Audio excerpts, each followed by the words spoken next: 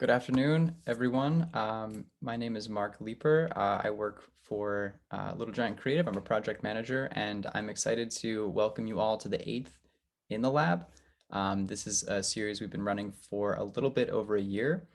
And this time we're really excited to be hosting Adrian Loving, who I'm very excited to learn more about. Elias will introduce him in just a moment.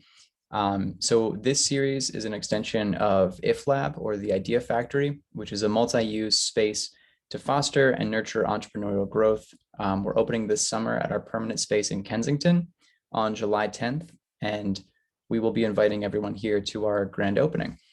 So as a quick reminder for anyone who needs it, IFLab provides up-and-coming entrepreneurs with professional services, including co-working, legal and financial resources, and an accelerator and mentorship program to jumpstart businesses at literally any phase of their growth, from concept to scaling and exit. And our work focuses primarily on Black and Brown entrepreneurs. So we'll drop a link to some of those resources in the chat. And I also want to make note that since 2019, Little Giant Creative through IFLab has provided business technical assistance services to emerging businesses through the City of Philadelphia Department of Commerce's Business Technical Assistance Program at no cost. So we'll also link the application to that program in the chat, and please feel free to share it with anyone who you think might benefit from some of the services that we provide at IFLab. So without further ado, I'm going to turn it over to Elias, who will introduce our guest this afternoon. Thanks, Mark. I'm really excited to introduce Adrian Loving.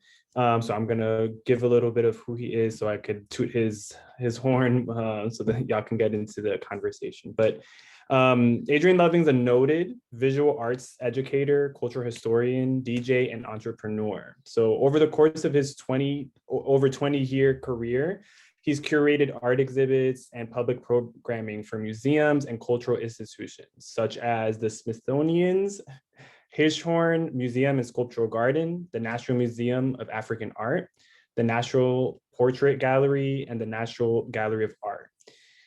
His active participation at music festival, art fairs, and conferences has further developed his unique perspective on contemporary pop culture and issues of historical importance. And today we're going to focus on his, I want to say, newly released book, Fade to Gray, or talking about his experience with publishing that as well. So without further ado, I'll turn it over to Taib, our moderator, to begin the discussion. Thank you, Mark, and thank you, Elias. And Adrian, we're amongst friends here because I can see some faces here and a lot of people know me, and it's rare that I would use the word humbled, but you are somebody that I've known before I knew myself. And as we were checking in, I admitted, I can see Rachel, Miss Karen, Heike. I said that I was going to have to protect my emotions in talking to Adrian because we share so much history, and that I don't remember meeting him. And I remember having conversations with him at Lucy's hat shop at 3rd and Market when Old City was a different place. And that's when I was the general manager of Lucy's. Mm-hmm. And I think Adrian was moving to Philly or had come to Philly, and we would talk about nightlife, art, our own experiences, and particularly music. So there's so many different things we could talk about. And I guess my first question to you is, how you doing? What brought you to this work? And tell us about Fade to Gray. Okay, that's like 3 questions. Well, good afternoon, everybody, and thanks for joining. I'm honored to be here, and I'm always happy to reconnect with Taib. He's someone who I don't talk to enough, and I should really be talking to more. But somehow we've managed to stay connected all these years, and that's a great thing. Well, I am I'm an art educator. I teach at a private school. I teach visual art. We're at the end of the year, and if any of you guys are educators, you know that this is like the last straw before we break for summer. So it's like critical to get everything done and get kids, finished with their work. So I'm really happy to be here to talk, as well as kind of tired too. But anyway, let's see. Let's talk a little bit about the project, and maybe how I sort of got here. As Taib knows, I'm a visual artist. My mediums are visual art and now more sound installation. But I've always been a DJ and a record collector, and I've got about 10,000 records, and I have pretty much, been interested in the histories and stories behind the music. So I think that's one of the curiosities that led me to create this project. And so the book project is called Fade to Gray, and Fade to Gray is taken from the title of the Visage album, or song Fade to Gray, which just sort of was a UK song back in the late 70s, early 80s. And it's a metaphor for like these sort of convergent elements kind of coming together. So art, music, gender, fashion, all these things sort of coming together. And so Fade to Gray is a sort of umbrella title. And the book itself is really a book of relationships, that started years ago. Started when I started understanding about music and, developing my own sort of collections and thinking about who are people that inspire me. So I didn't go to school to study writing. I was in Philadelphia for museum exhibition planning. So I got a MFA in exhibition design from University of the Arts. And, just sort of kind of was working in visual art, video art, and I was invited to do this show.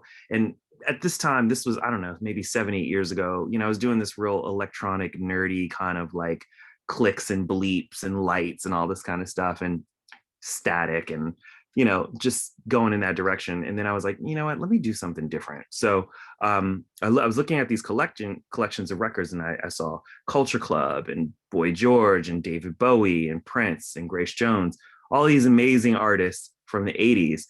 And it was like, there was something about like androgyny and gender and all these things that were happening in that period, and this idea of identity, that I don't think I had seen anyone really explore.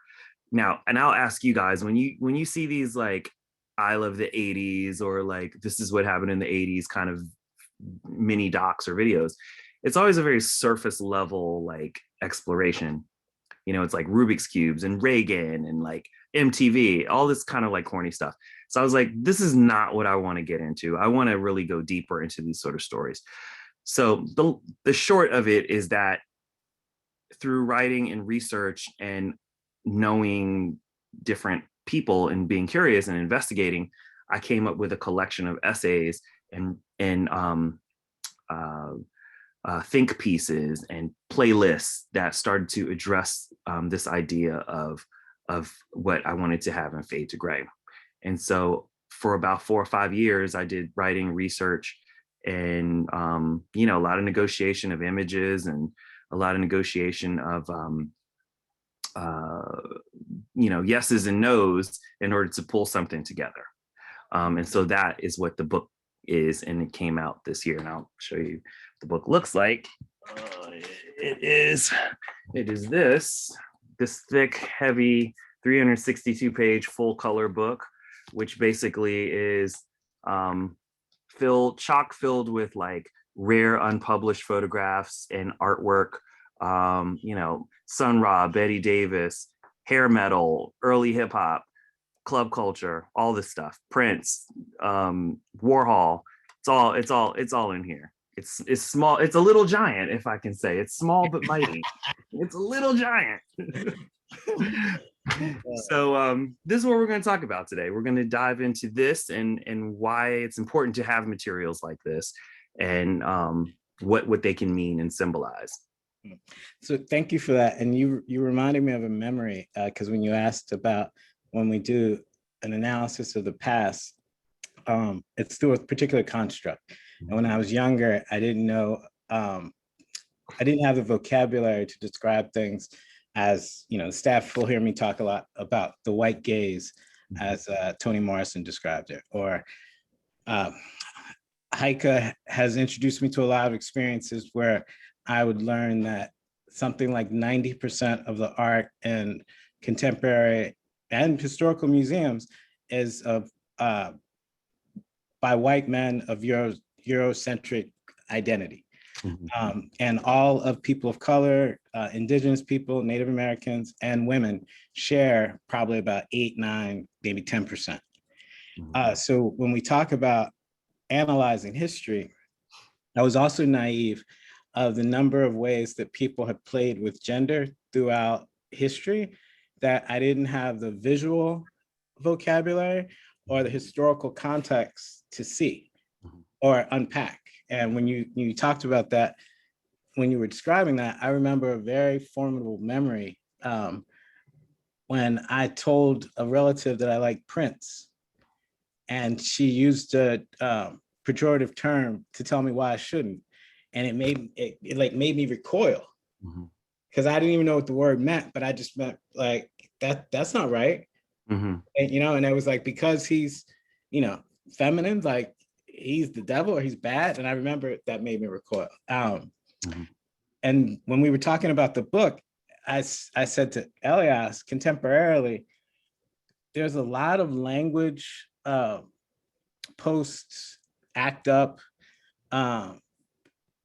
through the lens of how corporatocracy or advertising use marginalized history, that there are things that are not in my memory, like Grace Jones's masculine and feminine images.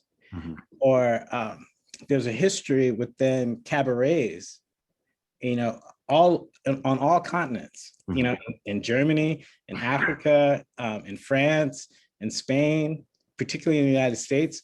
And the cabaret laws were basically about stopping people through public policy from showing their independence, their freedom, their creativity, their gender fluidity. So even, there's a lot of spaces that we shared in the 90s that, as a cisgender straight guy, the Club Nile, so many different clubs that no longer exist, where now people talk about diversity, but I forgot how open many spaces were regardless of your gender, your socioeconomic class, and even, dare I say, some race spaces, particularly in Philly, when it was even a Blacker, more uninvested city than today. So I think it's very interesting that we have a lot of rhetoric and optics about some of these things, but in some spaces, in the welcoming spaces we created, there are fewer spaces where I think you have that free space. So I appreciate you taking your lived experience to kind of retell that history. That's an interesting point you make. I mean, as an educator, I think, and also living in the East, the liberal East, or the more informed in some ways East Coast, we take for granted that, like, not so far outside of our city boundaries, there's small or underserved communities of kids and educators and parents, and that don't get the benefit of the analysis of this information, these updated concepts. And so you step outside of the area and it's like, well, what are you talking about? It's backwards, maybe like decades. So I always try to be cognizant of that when I talk about it, and not just assume that everyone thinks the way we think, from coast to coast. So thank you for that. Can you speak to maybe some ways within the education system that historically, maybe in your own education and then contemporarily as a practitioner, where you have to deal with, let's say, that cultural ineptitude? Sure. Oh God, I can talk for days on that. But I guess I'd like to know, do we have any educators here? I mean, you could just put your little hand up on the screen. I don't see faces. So if you do, just put a hand up if you're a teacher or an administrator, or you work, or you have a kid in school, because this is going to be something that's going to sort of speak to you in maybe part of your experience. I work at a private school. I work at my school's called Georgetown Day. It's a private high school, costs $40,000 to go there a year. This is my 8th year teaching there. And before that, I taught a few years, I adjuncted a lot at some different universities, University of Maryland, Howard, Marymount, Montgomery College. I spent some years doing that. And then before that, before I went to grad school, I taught at Prince George's County Public Schools. So it was predominantly Black high school in PG for 3 years, then some college, shuffling, some musical chairs, and then now this private school. So I've seen a lot. And where you gain some things, you lose some things. So, and when I say that, I mean that there's a lot of kids that are just sort of sheltered in this private school scenario that are, don't get the benefit of some real street knowledge, for lack of a better term. Okay. They may have resources in terms of like equipment and finances, and, parents that can afford to fly them to Europe for the spring break or whatever, but they also lose a lot of stuff too. And they're also quite enabled in some ways. This is the experience that I've seen with some students that are in our school. So I'll just speak to that. But, I think as teachers and as people who believe in something, I'm not one of those, like, I'm a teacher forever, like I'll born, bred, and die in it. I'm an artist first that happens to be teaching. So I have some artist values that supersede, being dragged down by the bureaucracy of the teaching profession, if that makes any sense. And I'm still a little wild. I don't know. Like I kind of like to break the rules a bit. I was having a conversation with some of my staff, other members when I talked about the book to my school, and I said, for an institution like this, there's no reason why we should not be producing our own education materials. Like when you go to college, that's why they have sabbaticals. That's why they pay some teachers to produce their own books. Why are we not doing that? Why are we not smart enough to produce our own materials? I feel like I am, so I'm going to do it. And so I don't know if I'm getting to your question, but I think that it's difficult in terms of how many X factors go into what kids get and what kids don't get and what situation they may find themselves in. You know what I mean? So in my own personal experience, my dad often says to me, if he sees me do interviews or reads something about me, he says, "Stop telling people you have a GED. Don't nobody know that." And I tell him, I said, "Dad, that's my PhD." Mm-hmm. Because, I wear my traumas on my sleeve, and I have to deal with people across sector who make decisions about Black and Brown communities who don't have the lived experience or a particular type of empathy for someone in community where they have dominion over. Mm-hmm. So with that said, particularly recently in the last few years, I've gained a lot of empathy for people within systems who are constrained by policies that are not to the benefit of community or the individuals who even work from a lens of labor exploitation. Mm-hmm. Right? So we're in a particular, this has existed throughout time, but there are many people, whether they're nurses within the system of public-private partnerships and hospitals, Mm-hmm. or educators who work hard and have to pay for their own supplies for students. Mm-hmm. I would say city officials and city representatives who work for administration that doesn't fund the talking points that they might speak in the media. All right. So as someone who's outside of systems, for years, I might not have had the level of empathy I do now for people who are working within the system and just don't have the tools to make change. Mhm. Right? And then oftentimes there aren't that many artists or creatives or entrepreneurs who have the patience, resilience, or financial resources to maneuver through the muck Mhm. of systems that are not designed to the benefit of community or people. So bravo to you for trying to figure out how to hack the system. And that's probably why we've been in similar ecosystems or friendship networks for, well, I was going to say 20 years, but I'm not going to, it might be more than that now. Mhm, mhm, mhm.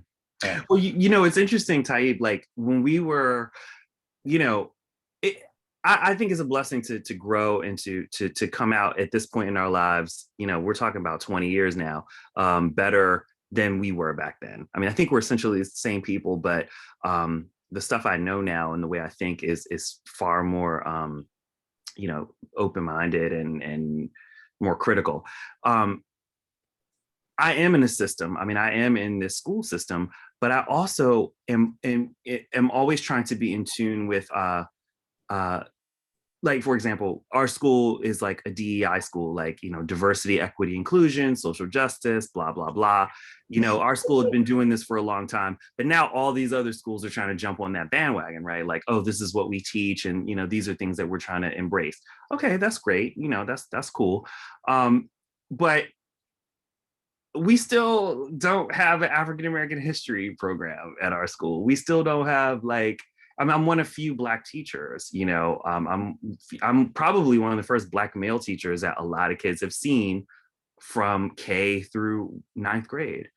Not to cut you off, but I believe in most parts, most predominantly Black municipalities, male Black teachers fall below 5 and sometimes 2%. Yeah, absolutely 100% true. More females, but just by and large, not many of us out there. And the presence of a Black male instructor is always it comes as a shock to some kids. It comes as a blessing to some kids. It comes as just a new thing. It just depends on who you are. So I can't remember the author's name. She wrote One Person, No Vote.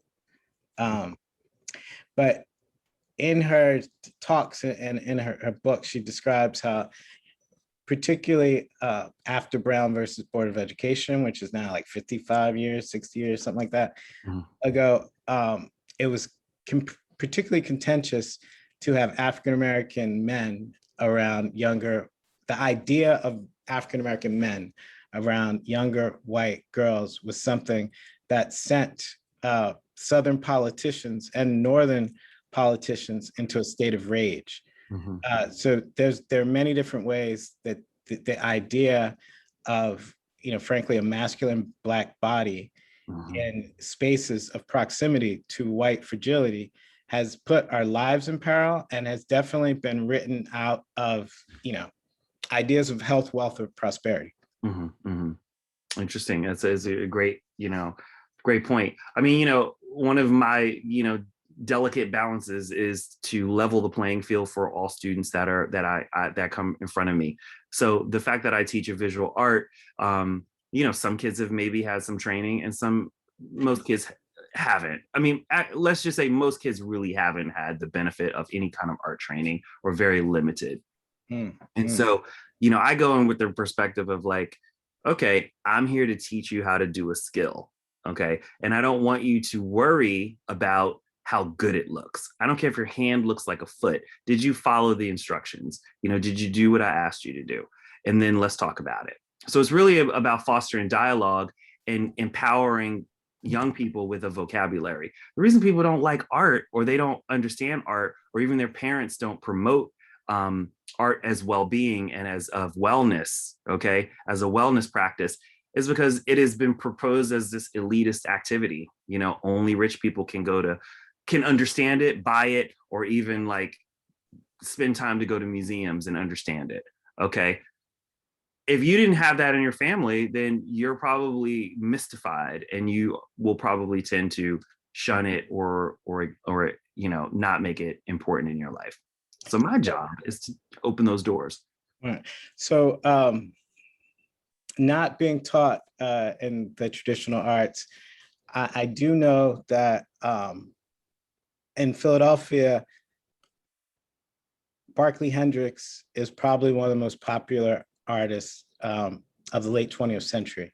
Mm-hmm. And he was brilliant at showing gender fluidity from a space of empowerment. He's from North Philadelphia, Mm-hmm. right?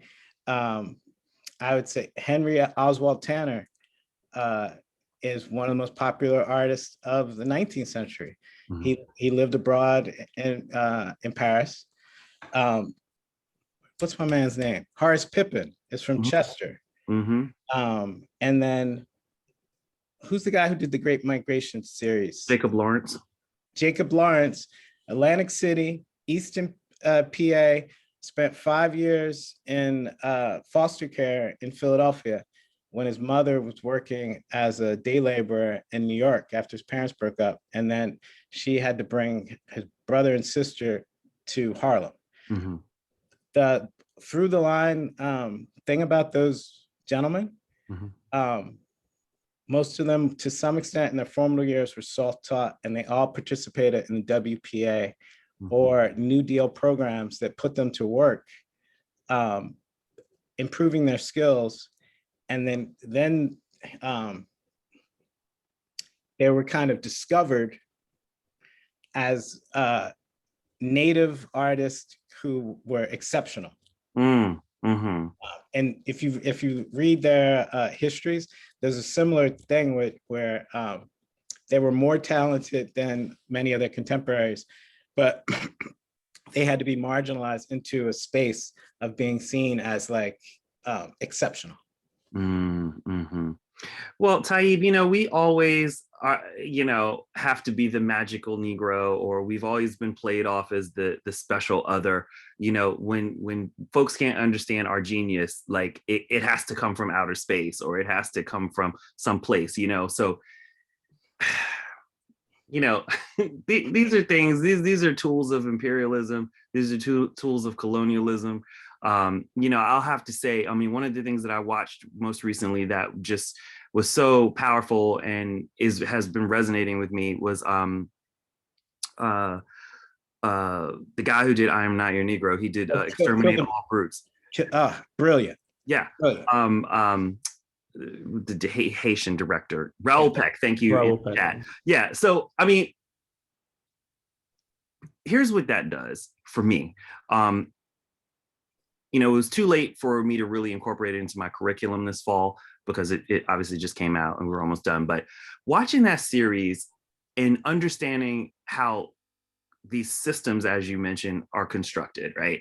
And how these belief systems are constructed on so many false assumptions and so many, fears and insecurities.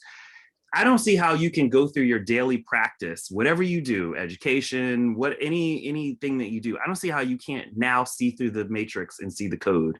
You should be looking for the code. You should be going in and saying, okay, this is some BS right here. I can see it because this is where it's coming from. And these are the people whose beliefs keep the lie going, okay?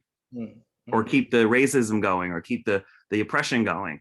And so I just try to think about, like, am I seeing the code, the actual code, number one? And number two, am I saying something critical with my work? There's a lot of people who are just making like bullshit work out there. I'm sorry. They're just still making bullshit work. Like, and it's just noise after a while. Is not really doing anything. It's just sort of existing. And so I'm always constantly trying to challenge myself to say, even in the writing, even in the research, even in the narratives that I'm trying to talk about, am I getting at some things? Am I really sort of tugging at the soil a bit? So Elias had a question a while back in the chat. Elias, can you ask that question? And we have friends and colleagues and family here, and maybe we can open it up. about people from the perspective of the book. Mhm. Sure. Thanks, Tayyip, for giving me space. I wanted to ask, how do you think we can reimagine, the education model, like you're saying, with being an artist who teaches and making more room for people who may not be considered traditional teachers to come in and use a different education model or and impose and kind of create different teaching tools that address things like the LGBT communities, as that's something that's you touch upon it about that kind of thing in your book, and also just with the movement that's kind of happening, but as well as race, identity, and even the arts as something that's not separate from education, if that makes sense. Just wondering what your thoughts on that were. Okay, all right, let me process that for a second. Great question. I do have some cool things to show you as well, and maybe I might try to answer that question with some images. I think technology is a good way to, unify and get more out of this short time that we have together. Obviously, there's inequities in terms of like the internet and who has computers and stuff like that. But this pandemic has shown us that we can do this from home if we have to. Okay. And it's going to pull on your own level of resourcefulness and imagination. One of the things that I did that I wanted to do with this book, because I was sort of tying it up to get it published towards the end of this year. And I was also thinking, all right, we're in a pandemic.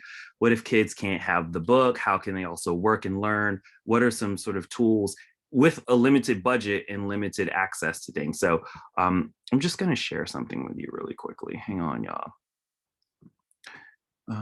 Let's see. Okay. Screen share. Okay, hopefully everyone can see this. One of the things that this is the website Design for Diversity. I decided to self-publish this book because I just couldn't wait for any publisher to decide that they wanted to take on my idea. I was like, you know what, I'll do it myself. So I created a website, and it's geared towards educators. So there's links to lesson plans and music and chats and things like that. So this particular education page, as I scroll down, there's essays that either are in the book or were special essays that didn't make it to the book. And there's also hyperlinks. So for example, here's an example of the introduction that I wrote, which just talks about gender and understanding music from my experience growing up. But I couldn't put everything in the book. So I would create hyperlinks. So say I wanted to talk about Sojourner Truth and her speech, Ain't I a Woman? That's in the piece. And then there's a link to it. So there's further references. So this piece isn't like super like didactically academic, but it's practical. I talk about Georgia O'Keeffe. I talk about, Prince. I talk about all these different other artists that are sort of going to be in the milieu of the book. And the pieces that were written have links. So, I might not have extra money to hit up Rolling Stone and say, hey, Rolling Stone, can I publish this picture of Prince and Vanity? Although I wanted to, I just didn't. I had to make the editorial decisions that maybe a link would be better on the website, and I can still service the same need by just creating hyperlink. And so these were decisions that I had to make. And we all know that as educators, we're working with limited resources. And so you just have to sort of choose what works. So basically, I'm doing the meticulous task of going through the book and with every essay, hyperlinking the writing and other things that are additional to the story. Brilliant. I have a follow-up question, but I want to defer to Rachel. I see she had her hand up. Mm-hmm. Thank you, and thank you for joining us today. This is really nice. One of the things you mentioned was that it's your job to expose children to the arts. I found that interesting from one perspective. If you're teaching at a private school, you would think that, or you would make the assumption that these children would have the means to, go to museums and things like that. But for younger children, what's your recommendation to make sure that they get that essential exposure? I have a 4-year-old son, and early on, of course, it's flashcards and making sure, like, language, and if there's an issue, there's a speech therapist and all of that. What would you recommend for young children to make sure that is just as critical in their development? How old are we talking? Like elementary school, middle school? My son is 4, so I, want to be on the right. I'm competitive, so. Okay. No, that's a great question. So, I mean, transparency, I don't teach that age, but I mean, my parents, it starts with the parents. Parents expose you to even children's books. I've got a couple children's books, Bowie from A to Z, I've got different books that are geared towards younger audiences. So it may just be a matter of you spending time, on an afternoon going through the bookstore and seeing what cool creative books are suitable for your kid that you can read with them, or you can, just show them pictures. When we were kids, Rachel, you might not remember this, but Taib, you probably would. We had Speak and Spell, and we also had it was the Fisher Price it was a slide thing you put in the in this box. It was a TV, and you put a record on, and the record would play, and it was like a storybook, and it would make a sound bink, and the next slide would come down. So it would do like albums, or well, not albums, but like movies. A collector's item. Oh, it was great. It was like it was cool. Like, so it would be a movie like, like Peter Pan or something, and so there would be the soundtrack of Peter Pan, and then each slide. So I think, kids have to be exposed in a way that is not always digital. I think sometimes as parents, it's like, oh, they're making noise, just give them a little computer screen and let them work. But I think we also have to keep it analog in a lot of ways. Like, and it's a tough job, but as many things that we can show them firsthand and talk them through would help, So Rachel, if I could just interject to that a little bit. There's a documentary I sent you a YouTube link for called Consuming Kids. And in it describes that the very same people who worked for the Carter administration in the late 70s that advocated that, at one point, if you were above a certain age, it was illegal to advertise to children from 0 to 5 years old. And kids who were born like post 68, they got a diet of Sesame Street, Electric Company, and a different type of cartoon that didn't have a narrative of always trying to sell something. Mm-hmm. And then when Reagan went into office, the very same practitioners were hired by the advertising industry. And from 1980 to 1990, the spend for children 0 to 5 went from 0 to $10 billion. Right? So I don't know what it is now, but there are images, languages, and sounds put into commercials for what is called cradle to grave marketing. Right? There's a term called nag marketing. Right? If they know that if your child asks you for something 7 to 13 times, you're just going to spend it away. Right? So you probably remember, or once you know that, you will see a lot of children in car commercials. Right? They're in the back seat. They're part of the narrative.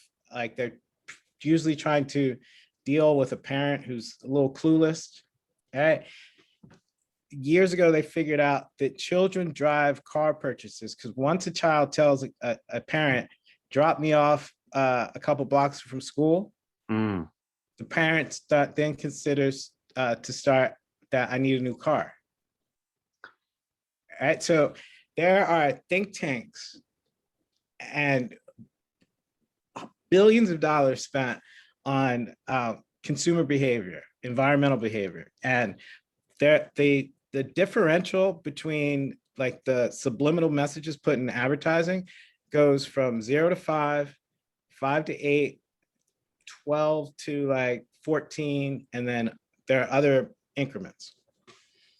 So again, people who have to work with systems and don't even know where their talking points come from or what they're driving, but advertising, particularly now across platform, is embedded in everything we do. That's a great point. That's a great point. Anyone else have questions? Oh, I see Sister Karen. I think you're on mute.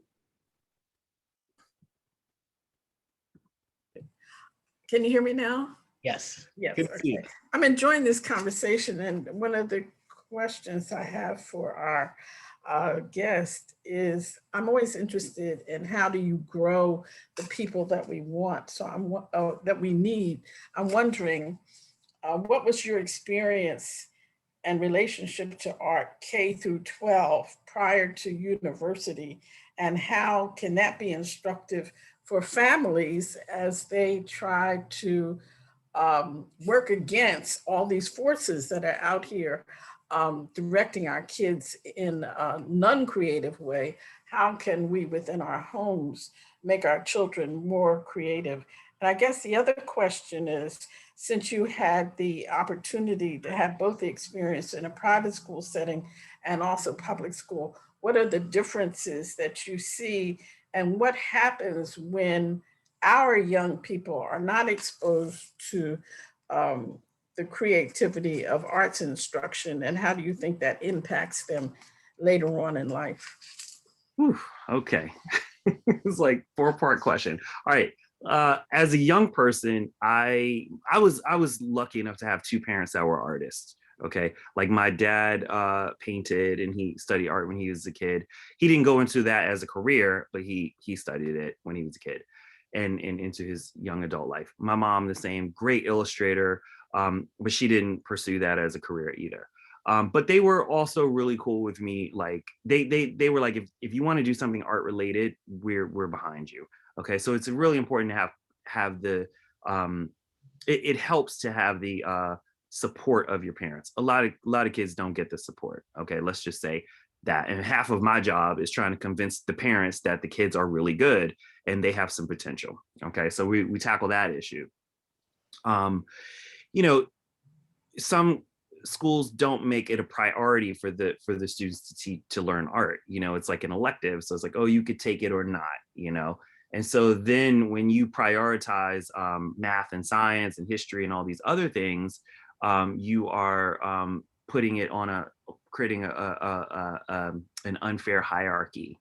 Okay. Because honestly, how much of this, unless you're going to go into like serious levels of engineering or astrophysics, I mean, how much of this math and science do you really use after you get out of here? You know, and how much history do you really learn? I mean, come on, all this revisionist history is teaching us that all the stuff that you learn, half of it is like incomplete anyway. You know, so those are my personal biases about why things are prioritized over other things unfairly. Let me see, you asked me, oh, here's something that I learned. I went to an education, a national art educators conference, right? And it was like all white women there, you know, maybe a few Black people, right? Or people of color.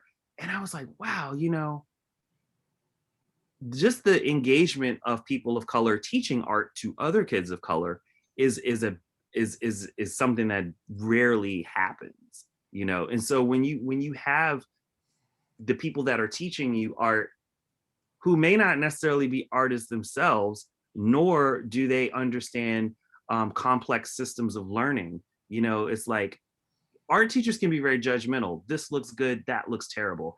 Okay, I'm not going to recommend you to do this, or I'm going to recommend this person. You have some of that going on. And then when you factor in like race and, you know, that kind of thing, I'm not saying that you have to be Black to teach a Black kid art. I'm just saying that sometimes everyone doesn't know how to teach people outside of their, you know, their ethnicities certain things. And since we've been indoctrinated into Western art for the past 500 years, looking at your Barclay Hendricks and your Kehinde Wileys and your Kara Walkers and these artists of color, Ai Weiweis, and this is a new thing comparatively to the construct of Western art instruction. Okay, and so a lot of paradigm shifts have to happen, which are starting to happen, but a lot of new training still needs to happen to democratize the education and the information that's coming and going. I'm hoping I'm answering your question. Did I get it, or was there anything that I missed? You guys Now, know I guess the other question is, what happens to young people who that creative part of them, no matter which way it would manifest itself, that's blocked and they don't have that experience?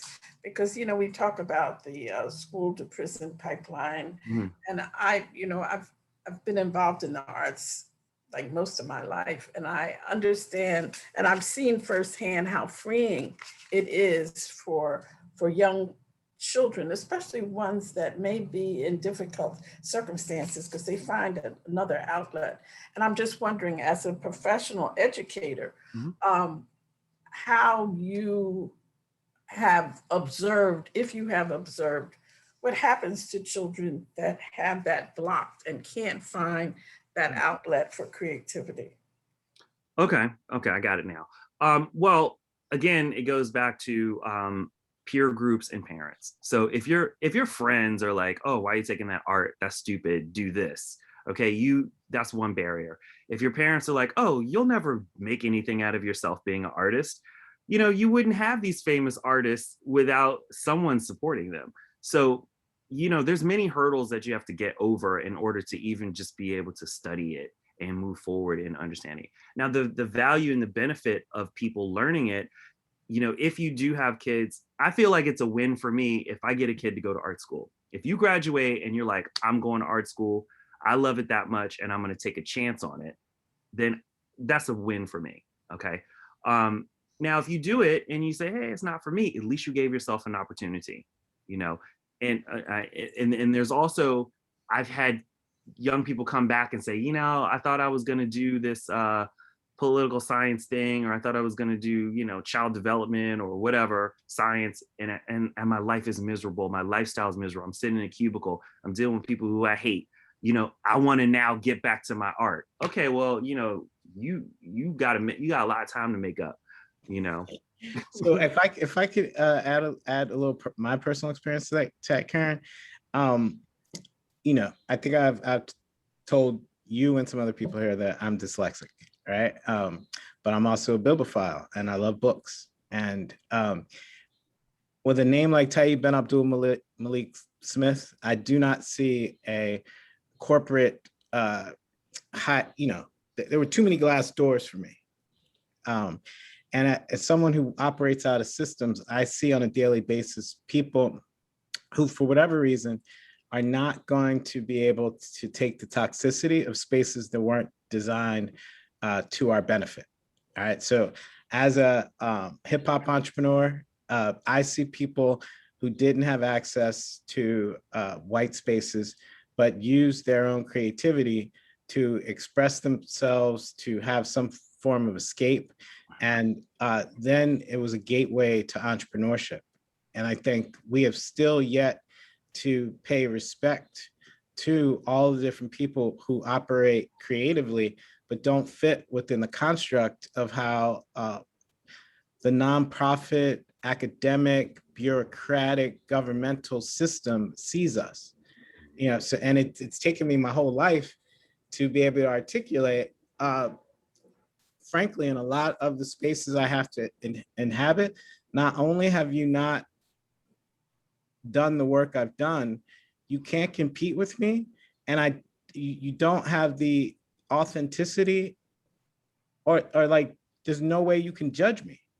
You can spend decades being judged by people who know nothing about art, know nothing about American history, because they view it through the lens of Black history. And I think one of the things that we should do in the 21st century, and particularly post-COVID, is remove ourselves from the mental shackles of having to be viewed through that incompetent white gaze. In my humble opinion. Any other questions? Don't be shy. I'll call on people. How's it going? I dropped a question in the chat box. Sorry, I'm kind of in a loud place.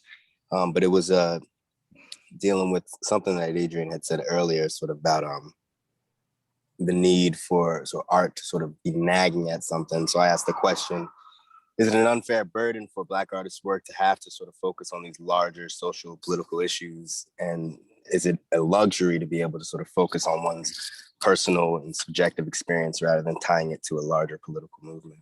And I'm gonna go back on mute. You know, Gregory, that's one of those questions that will always be a question. You know, it's one of those thinkers, you know, what do Black people need to be making work about Black issues, you know, or do Latinos need to make work about Latino issues? I mean, I think this is just my personal opinion about it. I think if you are moved to say something and art is the way that you can say it, then give it a shot and go for it. You know, creative articulation is a process and it goes through many changes. So in one place, it might be writing is your stronger, more direct messaging. And somewhere else, it might be singing or poetry or visual art.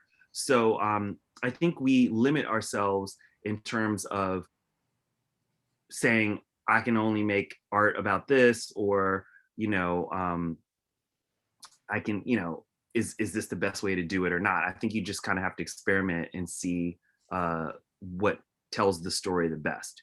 On the other hand, you know, I think people, you know, I don't want to say, I used to think, oh, like privileged kids who go to art school, you know, like they make this sort of like safe work, you know, it doesn't really push any buttons. I call it fruit bowl art. Yeah, it's not, it's like the cute illustration work. I mean, look, all you have to do is go to any of these art fairs, right? And you'll see like a genre of this really safe, beautifully done technical work that's just sort of vapid, right? So there's another side to it. I think it really is about, are you being challenged personally? Who is in your life to instruct you? Who is in your life to challenge you? Who is in your life? When people make work like that, it means that they haven't been asked the right questions along their journey, okay? Because if they've been allowed to get this far, making this like safe work, no one's challenged them, you know? So if I could speak to that for a second, Gregory, I would say look at the work of Norman Lewis, who is an abstract painter, but even within his abstract images, you can't get away from the time he lived in. And he did things that were, you know, let's say just with color and aesthetics, but he also has a very powerful painting from, I think, 1939 or 41 that is just really bright red, white, and blue, but it's a scene of a Black man being bludgeoned by 2 police officers. I would also say that he was contemporary of Jackson Pollock, and I think he was better than Jackson Pollock. I think that in the arc of history as of yet, dare I say, it is one of our burdens, regardless of what marginalized community you come from, to tell a true story. And if we have yet to reach like some level of equilibrium or equity, it is almost dishonest or escapist to not have some reality affect your work. And I think that is a privilege that many white artists escape in. That's really well said, Taib. Yeah, I really appreciate all that. Well said. Any questions? I see, I see Selena on here. She's an artist. I see Chemist on here.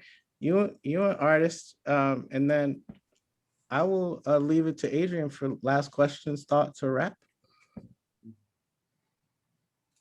Anybody?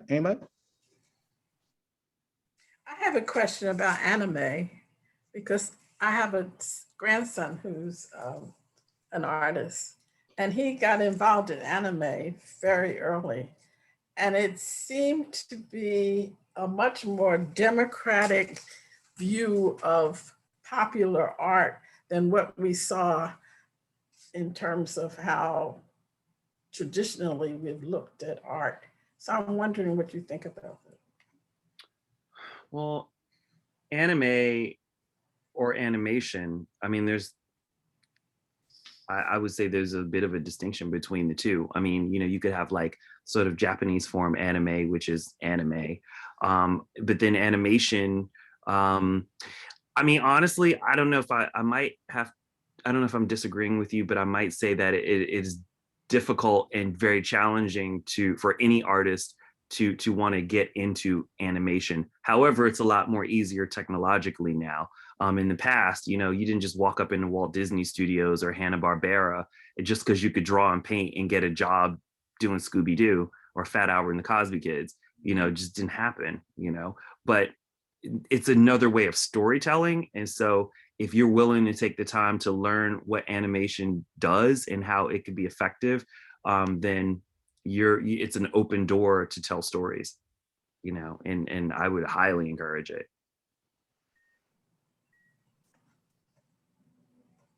Yeah, I'd say I don't have any questions, but I've just been taking it all in as, as a teaching artist, as a Latinx diaspora mixed kid, as an artist myself. A lot of the conversation has really been resonating with me, especially in the way of holding space. I work with a lot of incarcerated youth here in the city and outside of the city.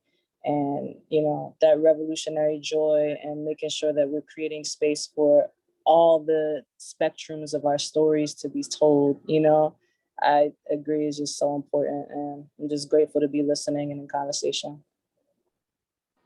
Thank you. I mean, I would say this, as an artist, I think one of our jobs is to leave things better than we found them. So in your daily walk, do people leave conversations with you with something to think about? Are you bringing up interesting things because you're plugged into films and documentaries and books and movies? I just hate hanging around like boring people, because it's like, I don't want to be at that brunch where people are just yakking about like,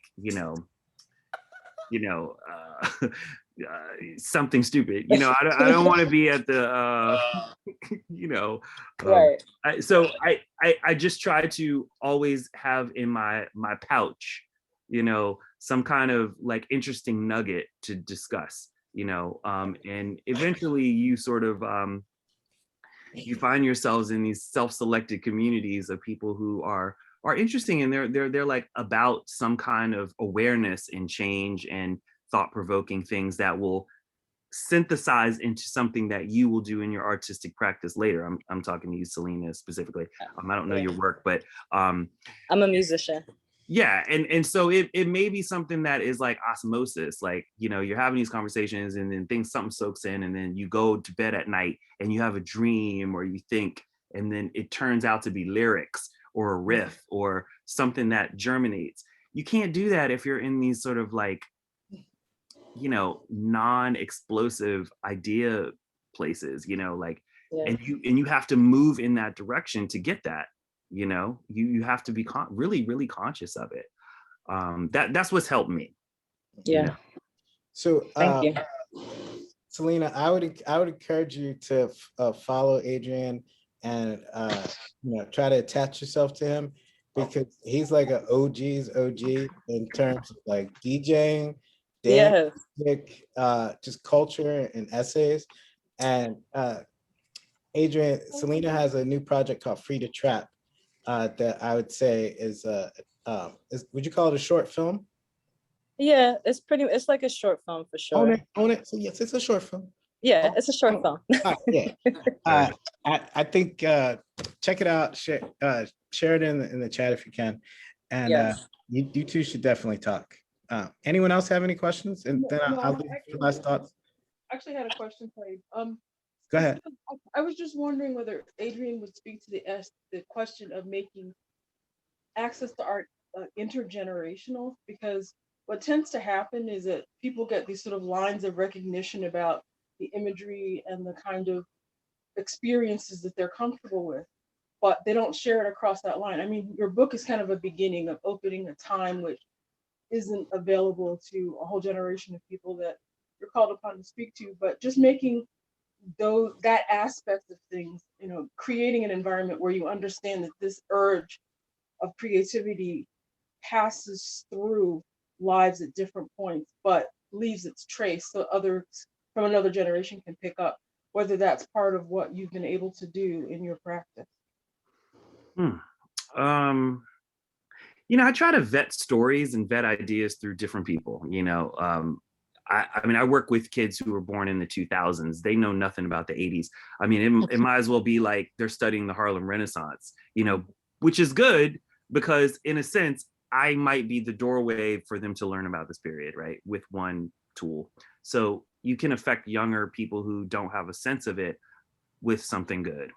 But I don't have all the answers and perspectives on certain issues, and so I always try to keep like these lines of communication open between older people who I talk to, my parents, and older than that, just to sort of vet ideas before I actually formalize them into some kind of piece or document or essay or whatever.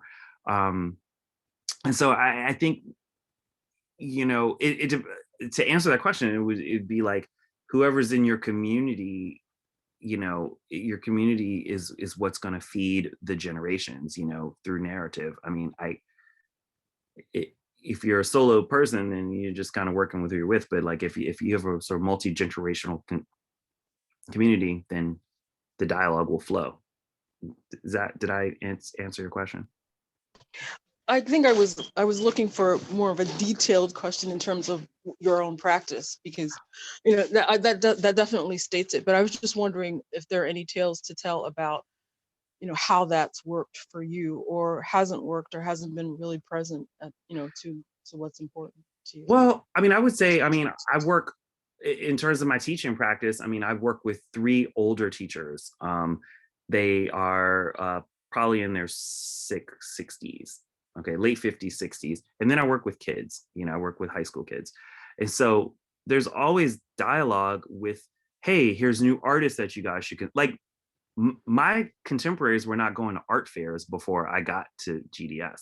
Like they didn't know what Art Basel was. They didn't know what Armory Fair was. They didn't know, they weren't doing that. And then we started doing it, they would go to museums, but they weren't doing it. And kids didn't realize that there was other careers in the arts that weren't where you had to actually make the art, and so we had speakers come in, we had professionals come in, we had seminars, we had visiting this and that. So I just tried to be a connector to what I thought could help enrich the environment better. That's what I do personally in my practice. Okay, thanks. That's kind of what I was looking for. Okay, all right.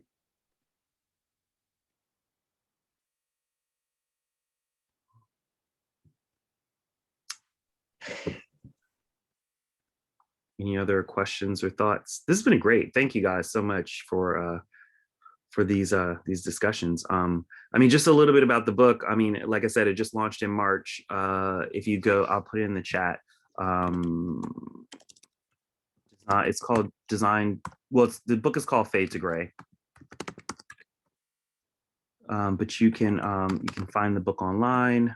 It is designed for educators. So if anybody's an educator here, you get an education discount. Use the book in your class.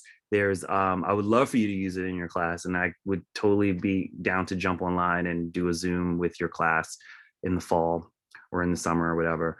The point is just to go through it and help kids like understand and use it for ways that may connect with today. So in terms of gender identity, in terms of music, in terms of intersectionality, politics, race, gender, art, and music, all those things and history, all those things cannot really be separated. They're all intrinsically linked. So this is just my contribution to that. And I'm actually working on the second book this summer. So,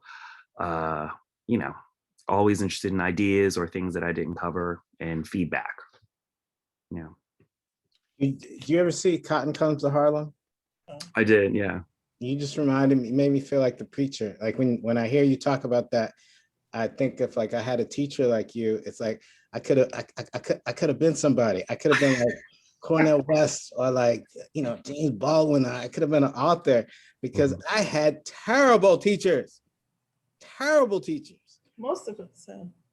But I'm interested to know if are you trying to get your book introduced into the curriculum of some of the public school systems? Absolutely. Absolutely. Yeah, I've been researching that, and, you know, it's different in different counties or different cities. You know, I'm working to try to get it into DC public schools, and also other private schools, but it could go anywhere. It's not a mass market product, so you won't find it on Amazon. It's not like that. It's very much a boutique, you know, instructional piece. So yes, if you know someone who's a teacher, or you're interested in it, or you know some connections to school systems or whatever, it's really about teaching teachers how to use it. So what I want to do is, like, if you teach history and you teach, as Taib was talking about, Stonewall back in, you know, and cabaret laws changing, you know, that the result of that is disco. The result of that is club culture. You know, here's a way to teach it differently from the normal way you've always taught it.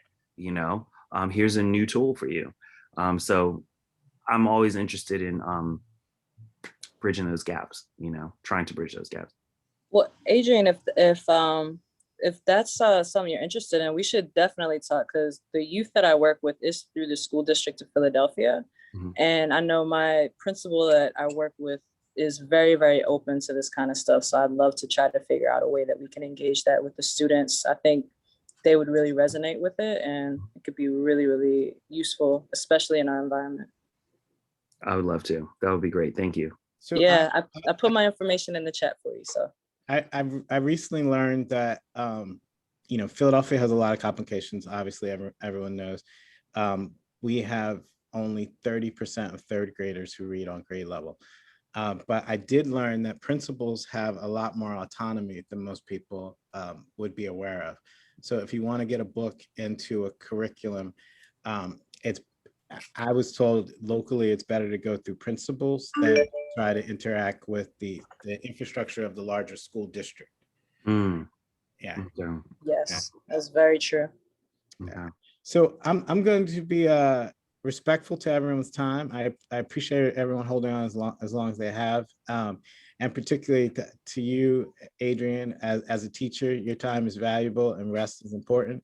I would mention, I want to mention everybody when we got on and we were checking in to set this up, I recalled that one of my memories across probably 25 years of knowing this man is that we were at a party at the Delano in Miami when I was still doing parties in Miami in 2003, I think it was, when Iraq was being bombed, and CNN was playing on the TV. And when they started bombing Iraq, the DJ started playing Bombs Over Baghdad, and people started buying champagne. All right. So there are moments that you will share, both good and bad over time. And I just thought that was a really interesting, just dissonant chord that kind of speaks to where we are in 2021. And that was 2003. And we're still trying to get free. I'll just leave it at that. So I really appreciate you sharing us with your time. I would encourage everyone to purchase the book and tell everyone else to purchase the book. Thank you, Taib. Yeah, I appreciate you. Thanks, everybody. Thanks, everybody.